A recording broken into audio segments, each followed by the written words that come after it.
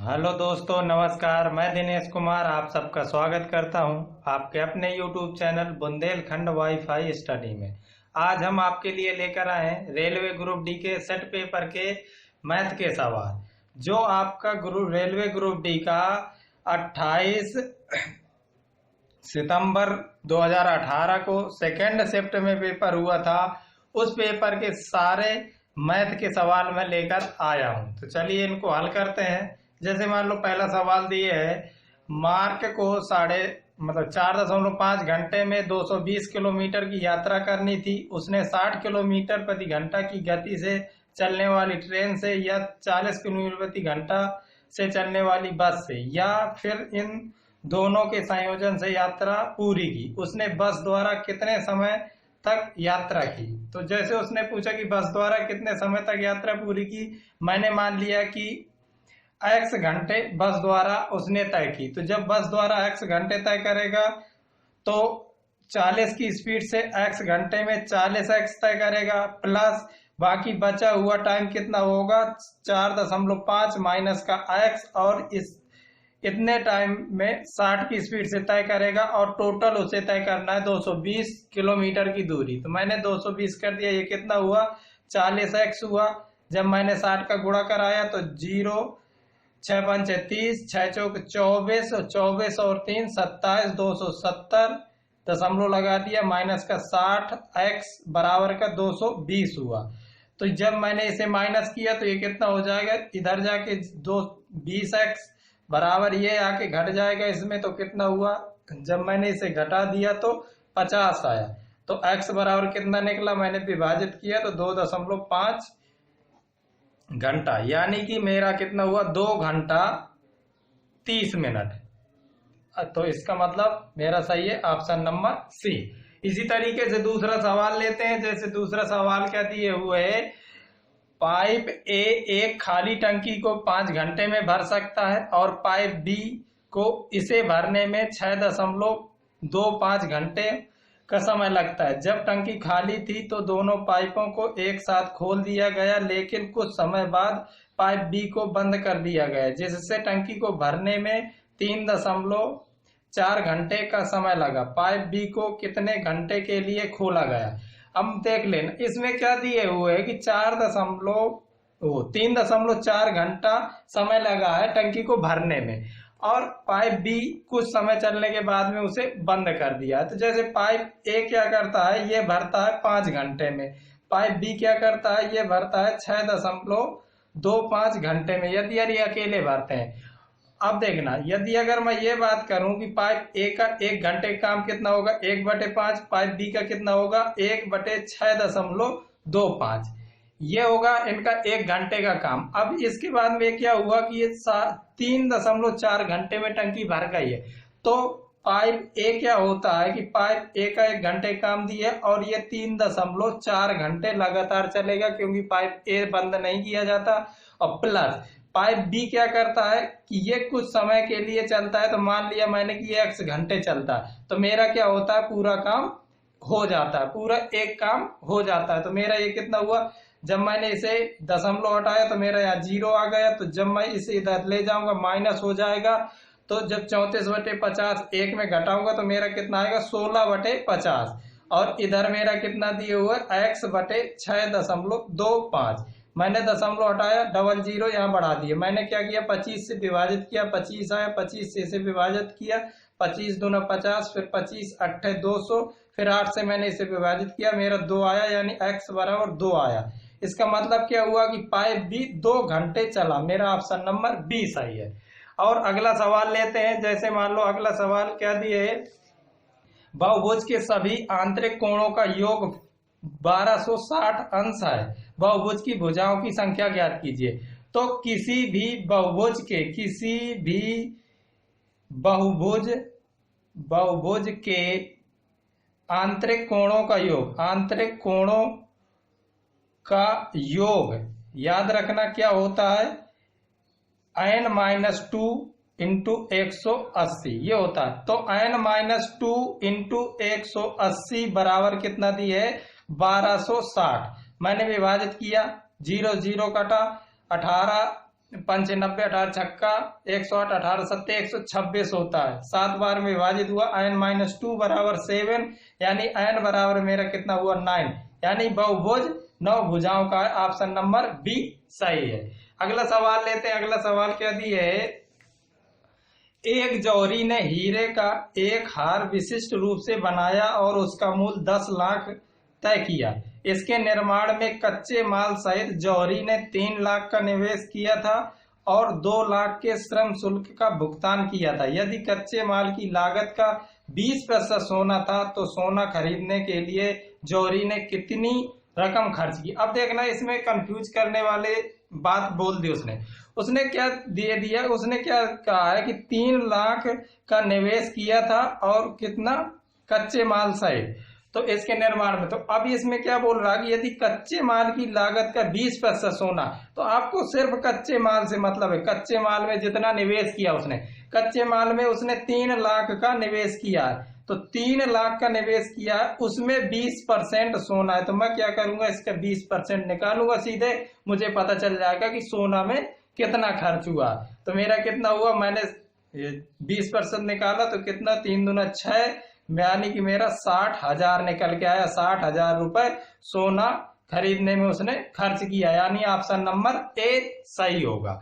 अब चलते हैं अगले सवाल देखते हैं। जैसे अगला सवाल क्या दिया है, 0.6 बार। तो बार हटाने के लिए आप क्या करेंगे, दशमलव हटाएंगे, बार हटाएंगे, सीधे एक अंक में दशमलव लगा 9 से भाग दे देंगे। अब मैंने इसे विभाजित कर दिया 3 से, तो 3 दूना 6, 3 तिरका 9, यानी कि मेरा क्या सही है, ऑप्शन नंबर डी 2/3। 2/3 सही है, मेरा ऑप्शन नंबर डी सही हो गया। इसके बाद में अगला सवाल देखता हूं। अगला सवाल क्या दिया है, सवाल नंबर 6वां। राम एक 80 मीटर लंबे तालाब में तैरता है और वह एक छोर से दूसरे छोर तक तैर कर जाने में और वापस उसी रास्ते से आने में 160 मीटर की दूरी 1 मिनट में तय करता है। उसकी औसत गति ज्ञात कीजिए। तो औसत गति बराबर क्या होता है, औसत गति बराबर होता है कुल दूरी बटे कुल समय। अब उसने क्या किया, उसने कुल दूरी तय की 160 मीटर और उसे कुल समय लगा 1 मिनट, यानी कि मेरा 60 सेकेंड का। तो मैंने इसे विभाजित किया, जब मैंने इसे विभाजित किया मेरा कितना हुआ, 6 दूना 12, 6 6 36, 6 6 36, यानी कि 6 तो मेरा कितना है मीटर पर सेकेंड। तो मेरा कितना है 2.66। तो कौन सा ऑप्शन सही होगा, सी नंबर 2.67 मीटर पर सेकेंड होगा। अब अगला सवाल देखते हैं। अगला सवाल क्या दिए है, निम्नलिखित में से कौन सी संख्या 12 से विभाज्य है। 12 से विभाज्य। अब कोई संख्या 12 से कब विभाज्य होगी, जब वो संख्या 3 और 4 से विभाज्य होगी। जो संख्या 12 से विभाज्य होगी वो 3 और 4 से जरूर विभाज्य होगी। तो मैंने चेक किया, जैसे मैंने 4 से विभाजन चेक किया, तो इसके लास्ट के 2 अंक, इसके लास्ट के 2 अंक, इसके भी लास्ट के 2 अंक, सब में 0 8 है, सभी 4 से विभाजित है। इसका मतलब 12 से वो संख्या विभाजित होगी जो इनमें से 3 से कोई संख्या विभाजित होगी। मैंने देखा 3 से कौन सी संख्या विभाजित है। 3 से विभाजन का नियम क्या होता है, जिसके अंकों का योग 3 से विभाजित होगा वो संख्या 3 से विभाजित होगी। जब मैंने इसे देखा, जोड़ा, तो कितना हुआ 8 और 8 16, 8 तिरका 24, 24 3 से विभाज्य, यानी कि मेरी वो संख्या ये है जो 3 से विभाज्य। तो ये संख्या 12 से अवश्य विभाज्य होगी। अन्य विकल्पों को चेक करने की जरूरत नहीं है, फिर भी चेक कर ले तो देखना वो 3 से कोई भी विकल्प अब 3 से विभाज्य नहीं होगा। तो जैसे मैं इसे जोड़ू तो ये कितना हुआ 8 8 दूना 16, 8 तिरका 24, 1 25, 25 3 से विभाज्य नहीं है, ये नहीं हो सकता। 8 8 दूना 16 और 16 और 7 ये हुआ 23, ये भी 3 से विभाज्य नहीं है, ये नहीं हो सकता। 8 8 दूना 16 और 16 6 22, ये भी नहीं हो सकता। इसका मतलब आपका ऑप्शन नंबर ए सही है। अब देखते हैं अगला सवाल। अगला सवाल क्या दिए हुए है कि लकड़ी का एक टोकरा जो 1.8 मीटर लंबा, 1.5 मीटर चौड़ा और 1.2 मीटर ऊंचा है, लोहे के घन से भरा हुआ है जो 6 सेंटीमीटर चौड़े हैं। टोकरों में फिट आ सकने वाले लोहे के घनों की संख्या। तो घनों की संख्या क्या होगी, घनों की संख्या बराबर क्या होगा, घनाभ का आयतन, घनाभ का आयतन बटे घन का आयतन, घन का आयतन, क्योंकि एक घनाभ के रूप में जो टोकरा है उसमें मतलब रखे गए, फिट किए गए, तो मैं घनाभ का निकालूंगा। अब ये सेंटीमीटर में दी है घन की भुजा, तो मैं सबको सेंटीमीटर बना देता हूं। मैंने 1.8 मीटर यानी कि 180 सेंटीमीटर गुणा 1.5 मीटर यानी कि 150 सेंटीमीटर, 1.2 मीटर यानी कि 120 सेंटीमीटर, और मैंने घन का आयतन निकाला 6 गुणा 6 गुणा 6। मैंने भाग दे दिया, मेरा कितना है 6 तिरका 18, 25 छक्का 150 होता है और 6 दूना 12 होता है। मैंने सबका गुणा करा दिया तो ये कितना हुआ 25 या 75, 75 दूना 150, 150 और डबल 0 यानी कि मेरा कितना निकल गया 15,000। ऑप्शन नंबर डी सही होगा। अगला सवाल देखते हैं। अगला सवाल क्या दिया है, एक लड़की 16 किलोमीटर प्रति घंटा की गति से साइकिल चला सकती है और 7 किलोमीटर प्रति घंटा की गति से पैदल चल सकती है। 109 किलोमीटर की दूरी तय करने में उसे 8.5 घंटे लगता है। उसने कितनी दूरी चलकर तय की, यानी कि उसने पैदल कितनी दूरी तय की। मान लेते हैं कि उसने पैदल x किलोमीटर दूरी तय की। मैंने मान लिया कि x किलोमीटर दूरी वो पैदल चलती है, तो 7 की स्पीड से 1 किलोमीटर की दूरी वो तय करेगी, तो उसे कितना समय लगेगा x बटे 7 प्लस, यदि अगर वो x किलोमीटर दूरी तय कर चुकी है 7 की स्पीड से, तो बाकी बची दूरी कितनी 109 माइनस का x, और ये दूरी वो कैसे तय करेगी 16 की स्पीड से, तो उसे कितना टाइम लगेगा 109 माइनस x बटे 16, इतने घंटे टाइम लगेगा। और टोटल टाइम उसको कितना लगता है 8.5 घंटे का। तो मैंने टोटल 8.5 बराबर कर दिया उसके, तो ये कितना हुआ, जब मैंने इसका एलसीएम लिया तो ये हुआ 16x प्लस 7 का इसमें गुणा होगा तो कितना हो जाएगा 7 नाम 63 और 7 माइनस का 7x बराबर का 8.5 गुणा 16 गुणा 7। मैंने गुणा कराया जब इसका, तो ये कितना हुआ 16 50 80 और 16 50 80 16 छक्के 96 16 7 112 16 128 128 दशमलव मैंने लगा दिया 7, और ये कितना हुआ जब मैंने इसे घटा दिया तो मेरा कितना आया 9x प्लस का 763 मैंने इसे गुणा कराया तो ये कितना होगा 8 7 56 के 6 आया, 7 दूना 14 और 14 और 5 कितना हुआ 19, और जब मैंने 7 का गुणा कराया तो कितना हुआ 896, और ये मेरा कितना है 9x प्लस 763। जब मैंने इसे घटाया तो मेरा कितना आया 9x बराबर मैंने घटा दिया तो ये कितना होगा 3, और इसमें 9 में 6 गए तो 3 आया, और 8 में 7 गए तो 1 आया। तो x बराबर कितना आएगा, मैंने 9 से विभाजित कर दिया तो 9 से विभाजित करने पर सॉरी ये गलत कर दिया मैंने। जैसे मैंने 16 का गुणा कराया तो मेरा 16 50 80 0 16 128 और 128 8 136 हो जाएगा, ये 136 हो जाएगा। फिर मैं जब 7 का गुणा कराऊंगा तो मेरा कितना आएगा 7 7 संग 42 की 2 आया, 7 या 21 21 और 4 25 हुआ, 7 7 तो 9 952 आया। जब मैंने 952 में घटाया तो मेरा कितना हुआ 12 में 3 चले गए तो मेरा 9 आया, फिर इसके बाद में यहाँ पे 4 हुआ तो 14 में 6 गए 8 आया, और यहाँ पे 8 हुआ 8 में 7 गए तो 1 आया, यानी कि मेरा कितना आया 9x बराबर 189। जब मैंने 9 से विभाजित कर दिया 9 दूना 18 9 एकम 9, यानी कि मेरा x बराबर मेरा 21 निकल के आया, यानी मेरा ऑप्शन नंबर डी सही होगा। 21 किलोमीटर वो क्या करेगी चलकर दूरी तय करेगी। जैसे मान लो अगला सवाल लेते हैं, क्या दी अगला सवाल, एक प्राकृत संख्या 1 को छोड़कर का वर्ग या तो 3 का गुणज है या 3 के गुणज से 1 अधिक है। तो ये क्या हो 3 के गुणज से अधिक है दी है, तो मतलब 1 अधिक होता है हमेशा, चाहे किसी का भी वर्ग करके देख लो 1 को छोड़कर वो हमेशा 3 का गुणज निकलेगा या 3 के गुणज से 1 अधिक होगा। जैसे मान लो मैं 2 का वर्ग करूं तो मेरा 2 का वर्ग 4 निकलेगा, तो 3 के गुणज से 1 अधिक है। यदि यार मैं 3 का गुणज करूं तो वो तो मान लो 3 का गुणज निकलेगा ही। यदि यार मैं 4 का गुणज करूं तो मेरा कितना, वर्ग करूं तो मेरा 16 निकल के आएगा। ये भी एक अधिक होगा, किसी का भी कर लो। जैसे मान लो मैंने 19 का किया, 19 का वर्ग किया तो मेरा कितना होता है, 361 होता। ये भी 3 के गुणज से एक अधिक है। तो यह कौन सा ऑप्शन सही होगा, ऑप्शन नंबर बी मेरा सही होगा।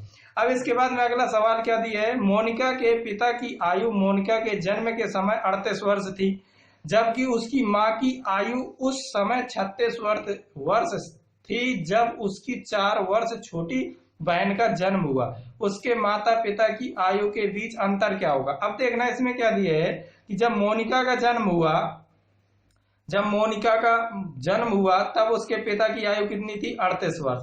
जब मोनिका की मतलब 4 साल छोटी बहन का जन्म होगा तब पिता की उम्र कितनी हो जाएगी, 4 साल और बढ़ जाएगी, यानी कि 42 वर्ष हो जाएगी जब उसकी बहन का जन्म होगा। और जब बहन का जन्म हुआ तो माता की उम्र कितनी थी, 36 वर्ष थी। जब माता की उम्र 36 वर्ष थी तो इनके बीच में उम्र का अंतर कितना हुआ, 6 वर्ष का। 6 वर्ष का इनके माता पिता की उम्र के बीच में अंतर हुआ, यानी ऑप्शन नंबर मेरा बी सही है।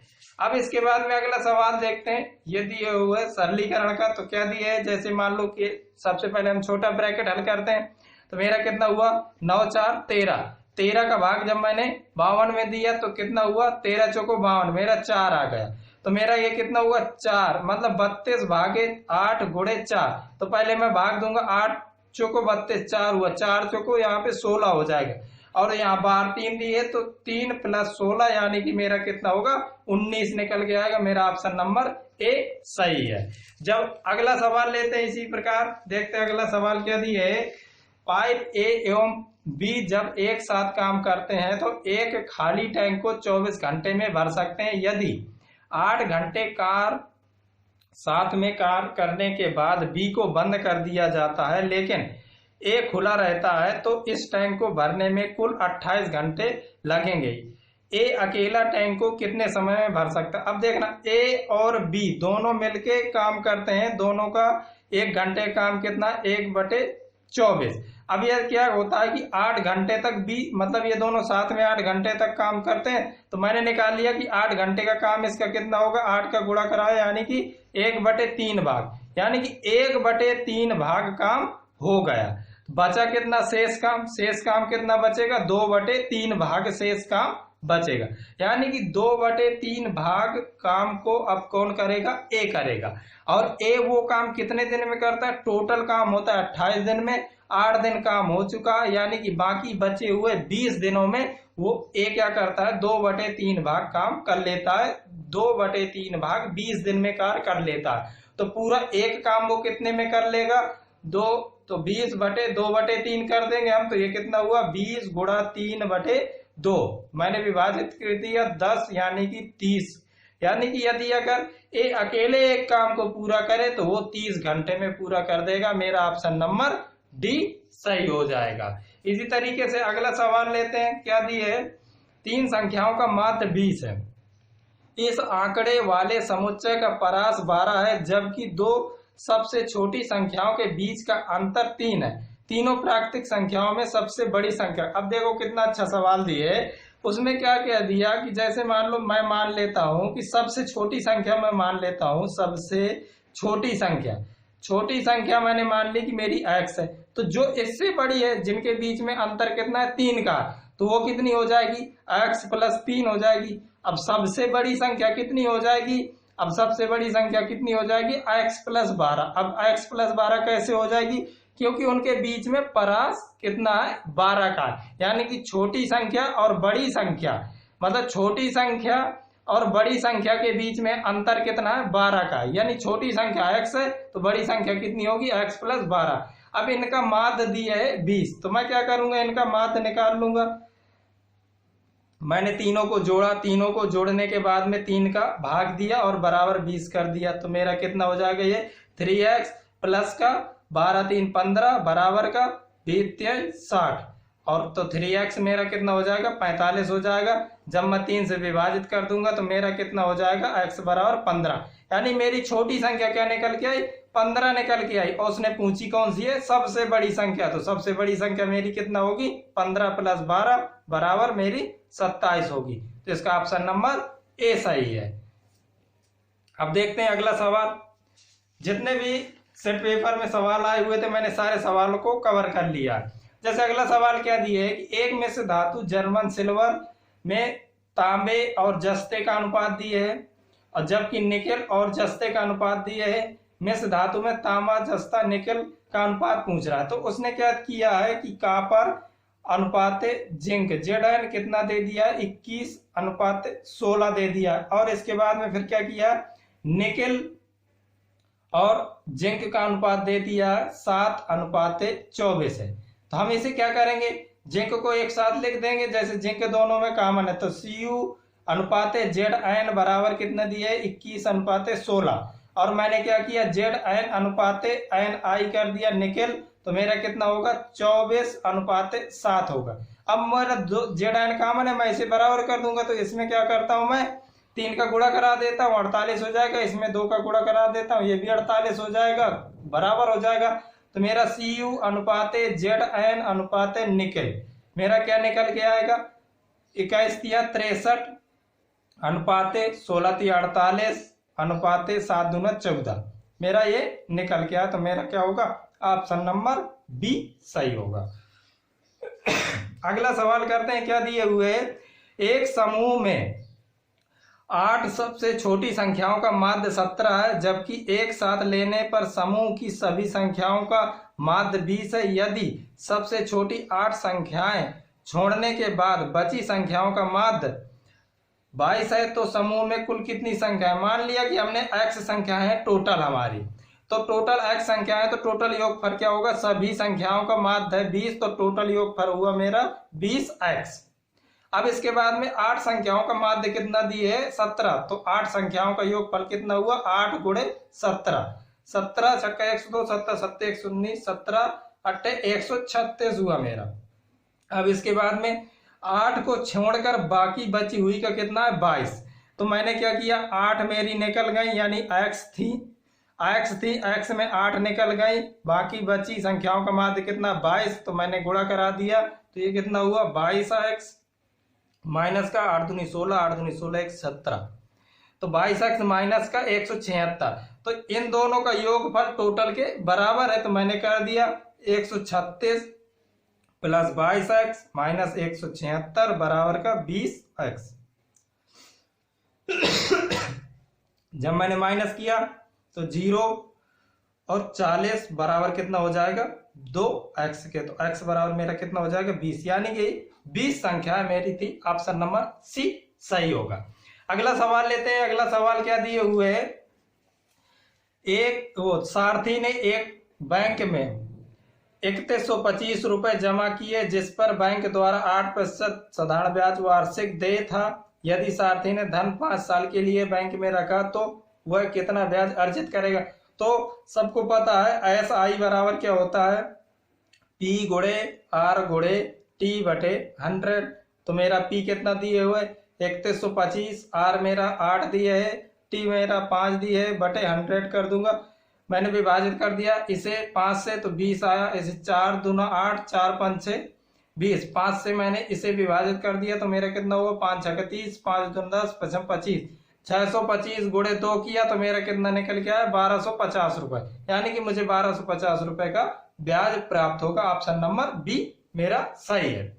अगला सवाल देखते हैं। अगला सवाल क्या दिए है, नीचे दिए गए वृत्त में जीवा AB को D बिंदु पर स्पर्श रेखा DE को से मिलाने के लिए बढ़ाया जाता है। यदि AB मेरी कितनी दी है, AB मेरी दी है 24, AB 24 है और DE 9 है, DE 9 है, तो मुझसे पूछ क्या रहा है BD। मैंने मान लिया कि BD मेरी x है। तो जब भी इस तरीके का सवाल होता है तो इसमें संबंध क्या होता है, AD गुणे BD बराबर मेरा होता है DE का स्क्वायर के बराबर, ये मेरा संबंध होता है। तो मैंने इसे हल किया, तो मेरा ये कितना होगा, AD मेरा कितना है 24 प्लस x, BD मेरा कितना है x है, और DE मेरा कितना है 9, तो 9 का स्क्वायर कर दिया मैंने, तो 81 हो गए। मैंने गुणा कराया तो ये कितना हुआ x स्क्वायर प्लस 24x, मैंने इसको इधर ले आया तो मेरा हुआ 81 बराबर का 0। अब मैं इसके गुणनखंड कर दूंगा तो कितना होगा x स्क्वायर प्लस का 27x माइनस का 3x माइनस का 81 बराबर का 0। मैंने x कॉमन किया तो x प्लस 27 आया, माइनस 3 कॉमन किया तो x प्लस 27 आया। मैंने x प्लस 27 कॉमन कर लिया, x प्लस 27 कॉमन कर लिया तो मेरा कितना हुआ, x माइनस का 3 बराबर का 0। तो मेरा x बराबर क्या निकल के आएगा, 3 निकल के आएगा। तो मेरा क्या होगा, ऑप्शन नंबर बी सही होगा, बी डी मेरा 3 निकल के आएगा। अब देखते हैं अगला सवाल। अगला सवाल देखते हैं क्या दी हो। अगला सवाल, एक ऑफिस में कुर्सियों और मेजों की संख्या का अनुपात दिए है, मेरा है 9:7। यदि कुर्सियों की संख्या मेजों की संख्या से 42 अधिक है तो ऑफिस में कुर्सियों की संख्या। ऐसे सवालों में क्या करते हैं, जितना अधिक है 42 अधिक है, मैंने देख लिया अनुपात कितना अधिक है 2, तो 2 बराबर हो जाएगा 42 और मुझे निकालना क्या, ऑफिस में कुर्सियों की संख्या। तो कुर्सियों की संख्या मेरा कितना है, अनुपात 9। तो मैं क्या करूंगा, सीधे सीधे 1 का निकालूंगा तो 42/2 हो जाएगा, 9 का निकालूंगा तो 42/2 गुणे 9 कर दिया, मैंने काट दिया 21, गुणा कराया तो 9, 9 दूना 18, यानी कि मेरा कितना निकल के आया, 189। ऑप्शन नंबर बी मेरा सही होगा। अगला सवाल देखते हैं। अगला सवाल क्या दिए हुए है कि यदि √45 प्लस √20 बराबर कितना दिए 11.18 हो तो √180 प्लस 4√5 का मान ज्ञात कीजिए। तो मैं क्या करता हूं, इसे तोड़ लेता हूं। और किस तरीके से तोड़ लेता हूं देखना, जैसे मैंने इसे तोड़ लिया कितना हो जाएगा, ये 3√5 हो जाएगा, प्लस मैं इसे जब तोड़ लूंगा तो मेरा 2√5 हो जाएगा। मैंने इससे 4 बार किया तो 2 निकल के आया, और इससे √9 बार किया तो मेरा 3 निकल के आया, बराबर कितना दिए 11.18। अब मैं इसे तोड़ लेता हूं, मेरा कितना दिए √180 प्लस 4√5 का मान मुझे निकालना। मैंने जब इसे तोड़ा तो मेरा कितना निकल के आएगा, इसमें मेरा निकल के आएगा 36 पंचे 180 होता है, 36 पंचे 180 होता है तो मेरा 6 निकल के आएगा, तो 6√5 हो जाएगा। इसमें क्या दिए 4√5 दिए, मैंने इससे 2 कॉमन कर लिया तो मेरा कितना होगा 3√5 प्लस का 2√5 बराबर। अभी इसका मान मेरा कितना दिया 11.18, तो मैंने रख दिया यहाँ पे गुणे 11.18। मैंने गुणा कराया, 8 दूना 16 और 2 1 3 और 22.36 मेरा निकल के आएगा, यानी कि मेरा ऑप्शन नंबर ए सही होगा, 22.36 निकल के आएगा।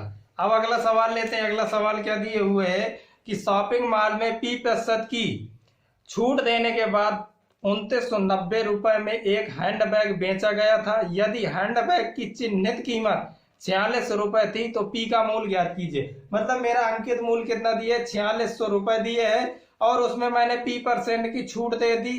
तो छूट देने के बाद में क्या हुआ, मुझे 2990 रुपए का वो मिला। तो मैंने निकाला, 00 विभाजित कर दिया, तो 23 दूना 46 होता है, 23 से मैंने इसे विभाजित किया तो कितना आया मेरा 23 एकम 23, 23 तिया 69, 130, मैंने 2 से विभाजित कर दिया इसे, तो मेरा कितना निकला 65, यानी कि 100 माइनस P बराबर 65। तो मेरा P कितना निकल के आएगा 35, यानी कि मेरा ऑप्शन नंबर सी सही है, करेक्ट है, ऑप्शन नंबर सी। अब इसके बाद में ये सवाल दिए हुए है सरलीकरण का। तो जब भी इस तरीके के सवाल आते हैं तो सबसे पहले हमारा क्या होता है, सबसे पहले हमें हल करना होता है रेखा कोष्ठक, फिर इसके बाद में छोटा कोष्ठक, फिर मंझला कोष्ठक, फिर इसके बाद में बड़ा कोष्ठक, ये सीरीज होता है। तो मैं क्या करूंगा, सबसे पहले रेखा कोष्ठक मैंने हल किया तो मेरा कितना हुआ 7 चौको 28, 28 का भाग 112 में दिया तो मेरा कितना आया 4 बार में विभाजित हुआ, तो 4 आया, 25 में से 4 घट गए तो मेरा कितना आया 21 आया, यानी -21 हुआ। तो 37 में से जब 21 घटे तो मेरा कितना है 16 आया। अब 16 माइनस हो जाएगा क्योंकि यहाँ पे माइनस का चिन्ह है, तो 40 में से जब 16 मैंने घटा दिए तो मेरा कितना आया 24 आया। और 24 का भाग जब मैंने 144 में दिया, यानी 144 भागे 24 करूंगा तो 24 पंचे 120 होता है, 24 छक्का 144, तो मेरा 6 बार में विभाजित हो जाएगा। इसका मतलब ऑप्शन नंबर डी मेरा करेक्ट है। अब इसके बाद में अगला सवाल, अब ये सवाल आप लोग हल करके इसका आंसर मुझे कमेंट बॉक्स में बताएंगे। अब इसी तरीके से आपके लिए रोज रेलवे ग्रुप डी का सेट पेपर, मतलब एक सेट पेपर में आए हुए मैथ के सारे सवालों को हल कराया जाएगा। आप हल करिए और उसकी प्रैक्टिस करिए, जिससे आपकी स्पीड बनेगी। स्पीड बनने के साथ साथ आगे आने वाले रेलवे के एग्जाम में आप मैथ में कभी भी आपको दिक्कत नहीं होगी। मैथ की वजह से आपका सिलेक्शन नहीं रोकेगा। चलिए अब मिलते हैं अगली क्लास में, जब तक के लिए नमस्कार। और एक बात यह है कि ये सभी लोगों के बीच में शेयर करते जाइए, ज्यादा से ज्यादा लोगों के बीच में शेयर करते जाइए।